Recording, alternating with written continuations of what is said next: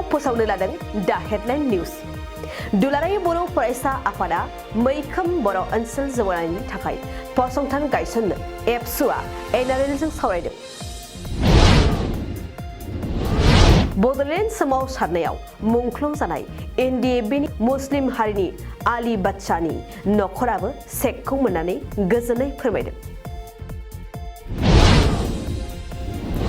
हाग्रामाया दंफां दाननो साहस होयोब्ला दंफां सिखावफोरा दंफां दानखागोन बाथ्राखौ बुंदों इएम रनजित बसुमतारी बिथाङा।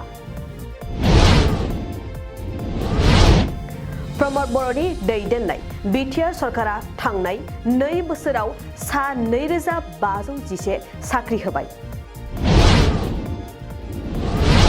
अनजालि दैमारिया गावनि राजखान्थि मुलाम्फानि थाखायसो बायदिसिना डायलग होयो होननानै सोंखारिदों रनजित बसुमतारी बिथाङा।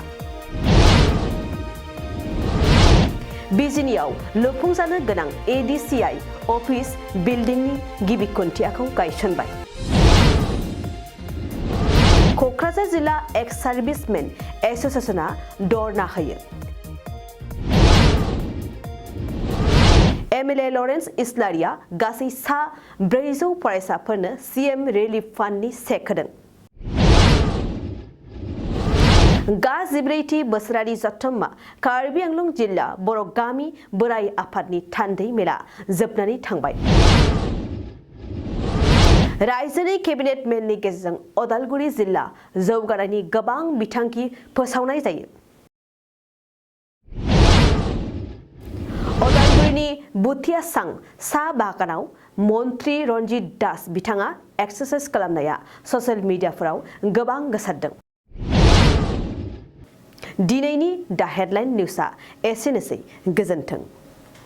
दख'ना जि जोम गाननो मोजां मोनग्रा बर' हौवा हिन्जावफोरनि थाखाय मोनसे जोबोरैनो गोजोनथाव खौरां। F&F क्लथिं गलाया फैगौ बैसागु फोरबोनि थाखाय समायना रमायना दख'ना, जोमग्रा सादोर, ब्लाउज आरो हौवाफोरनि थाखाय आर'नाइ, गामसा, शार्ट बायदि रोखोमनि गानग्रा जि जोमखौ नोंथांमोननि थाखाय लानानै फैदों। बेजों लोगोसेनो बर'नि जुलियाव नांगौ जानाय हौवा हिन्जाव गोदाननि गासै गानग्रा जोमग्राफोरखौबो बे गलायाव मोनगोन। गसाइगाव टाउनजों नांजाबनाय राजापारानि गार्लस स्कुलनि अपोजिटआव थानाय F&F क्लथिं गलायाव बर'नि गाब गोनां समायना रमायना ड्रेसफोरखौ गोसोनि लुबैनाय बायदि मोननो हागोन। लोगोसेयैनो गोसो गुदुं सुबुंफ्रा गावनि मोजां मोननाय ड्रेसफोरखौ F&F क्लथिं गलायाव जायखिजाया सानावनो लांफैनो हागोन। नोंथांमोना F&F क्लथिं गलायाव जि जोम, आर'नाइ आरो गानग्रा ड्रेसफोरखौ लांफैनोब्ला नैबे मबाइल नम्बर 8472858324 आव थोंजों खौरां लाहरनो हागोन।